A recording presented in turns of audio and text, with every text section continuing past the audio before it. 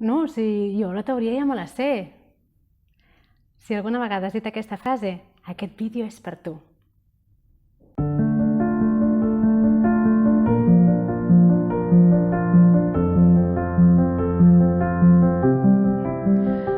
Hola, sóc la Judit de la Tribu i estic aquí perquè tinc ganes de compartir amb tu eines i recursos que ens ajudin a créixer com a persones, a créixer com a individus, per poder arribar a ser aquest pare i aquesta mare que volem ser, per poder acompanyar els nostres fills de la manera que ho volem fer. Avui vull desvetllar-te els 4 motius principals que fan que no siguem capaços de passar de la teoria a la pràctica. Perquè no ens enganyem, molts de nosaltres ja sabem d'alguna manera què és el que hauríem de fer, però tot i saber-ho, a l'hora de la veritat, al dia a dia, se'ns fa impossible materialitzar això. Per què és així? Entenent els motius, et serà molt més fàcil canviar, sortir d'aquest paradigma i començar a canviar de manera real. M'acompanyes i ho explorem junts? Som-hi!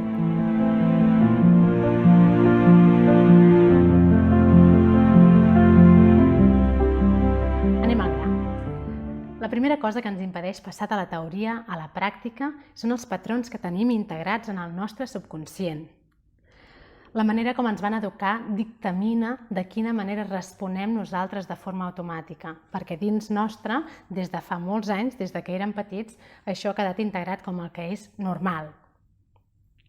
Aleshores, el més fàcil i el més còmode és continuar reproduint aquests patrons, seguir amb l'automatisme que tenim integrat. Com que la majoria de nosaltres no vam ser educats des d'una perspectiva de criança conscient, de criança respectuosa, els nostres automatismes no són de criança conscient i respectuosa. Això vol dir que canviar requereix un esforç conscient, requereix un parar i posar consciència. La mala notícia és que requereix un esforç. La bona notícia és que quan fem aquest esforç, després la cosa es dispara sola. És com quan un coet intenta sortir de la Terra per anar cap a la Lluna. Diuen que el 95% del combustible el fa servir per aconseguir sortir de l'atmosfera. Però un cop ja ha sortit de l'atmosfera, la resta del trajecte fins a la Lluna, que és molt més lluny que no pas el trosset d'atmosfera, el fa amb el 5% del combustible. Doncs això és exactament el mateix. Canviar la manera com eduquem requereix un esforç gran, conscient, al principi. Però un cop hem gastat aquesta gasolina inicial per sortir de l'atmosfera, per trencar els automatismes, el que fem és crear nous automatismes, de manera que ja no hem d'estar sempre de manera conscient lluitant contra el que ens surt de dins. La gràcia de tot plegat està en canviar què és el que ens surt de manera automàtica. Imagina-t'ho, si vols, a nivell neuronal. El que passa és que quan el nostre fill fa alguna cosa, hi ha una neurona que està acostumadíssima a reaccionar d'una manera, a donar un tipus de missatge a una altra neurona. Surt directament disparada sense que ningú li hagi de dir res. És aquest automatisme. Aquesta neurona ha fet aquest trajecte 300.000 milions de vegades al llarg de la teva vida i està tan acostumada que té un camí fet que és una autopista, que hi va sol. El que fem quan volem canviar la manera d'educar és que quan aquesta neurona està a punt de sortir corrent li diem atura't un moment, que aquí decideixo jo.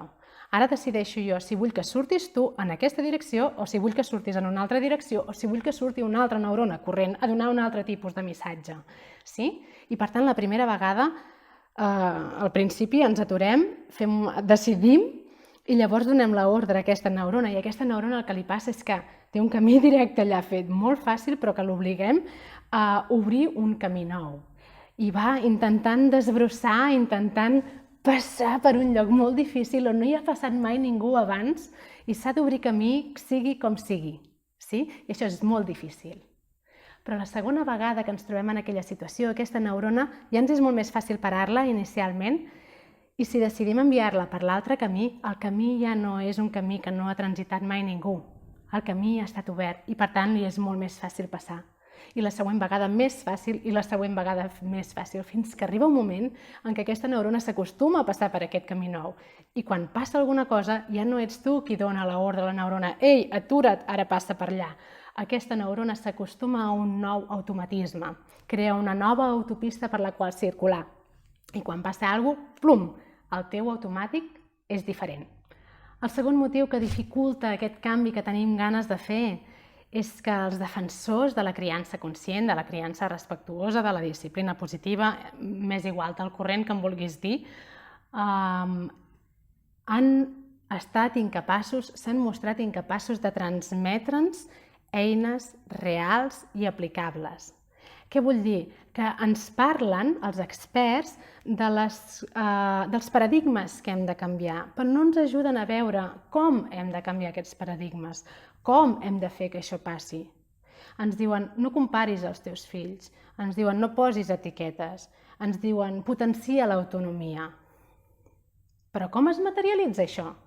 Et convido a cada cop que llegeixis o sentis algun consell d'aquest tipus que t'aturis i intentis pensar com puc materialitzar això? Com puc passar d'aquest concepte abstracte que m'estan donant i que em sembla vàlid a l'acció? Com puc fer que això es transformi en alguna cosa que jo puc fer?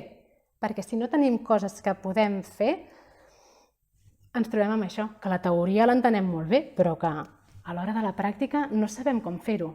Sí? Pregunta't sempre com ho puc posar en pràctica, quines accions específiques puc dur a terme perquè realment això que m'estan recomanant es converteixi en una realitat.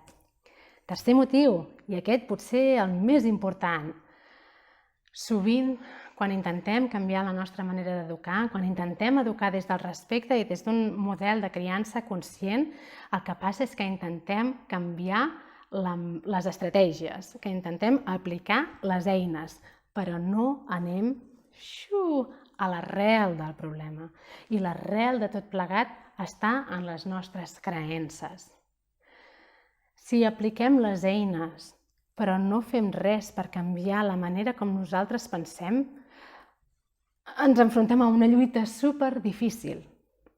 En canvi, quan canviem el que hi ha aquí dins, quan canviem el com veiem nosaltres les coses, quan aconseguim més claredat en la nostra manera de mirar la situació, l'infant i la realitat que tenim al davant,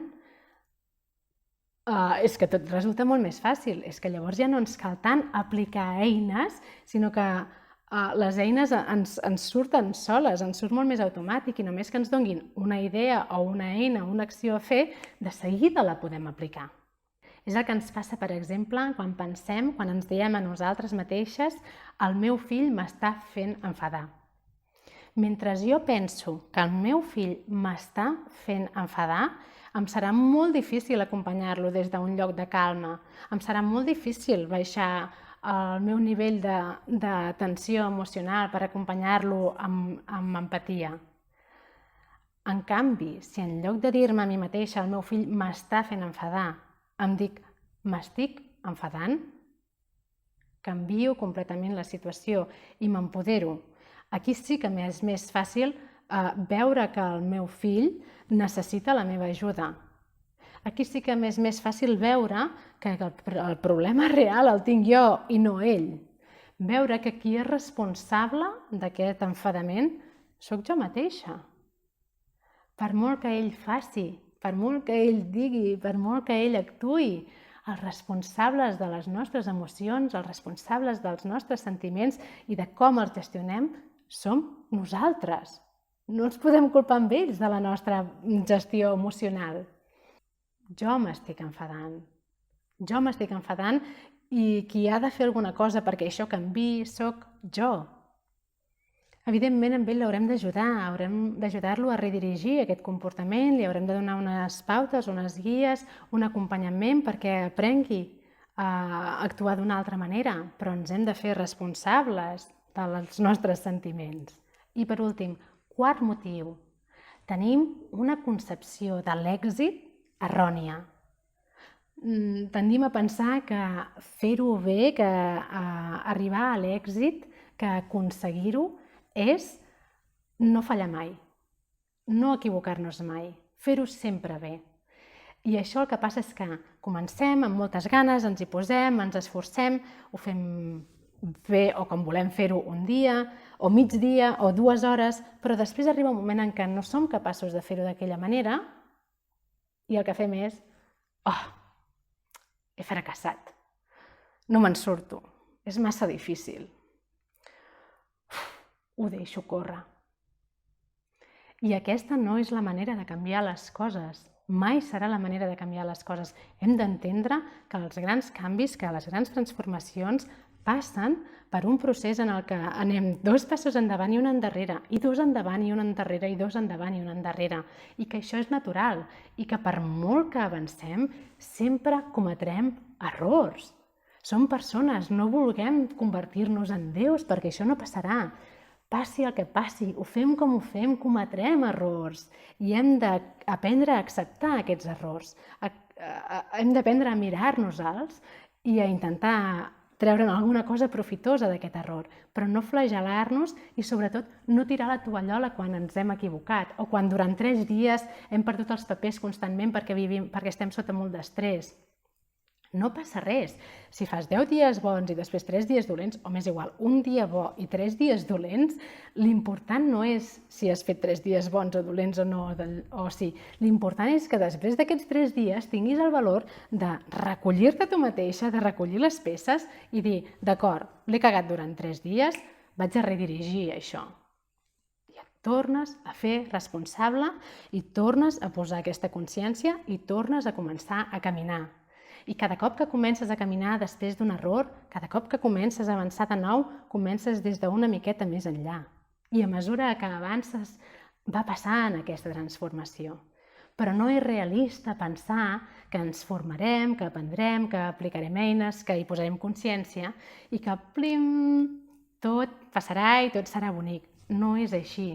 Això és un camí. És un camí que s'ha de recórrer pas a pas i que no s'acaba mai, que no té final. Et convido a pensar-hi. I si en tens ganes, entra a la pàgina web i mira què és Creixem Junts. És un lloc, una comunitat, on t'hi pots trobar molt a gust, on hi pots trobar eines que t'ajudin a passar d'aquesta teoria abstracta a la pràctica real. I és un lloc on hi trobaràs l'acompanyament que necessites per fer que això passi. Et convido a entrar a la web, lamevatribu.cat, o a seguir-nos al Facebook i a l'Instagram. Fins la propera.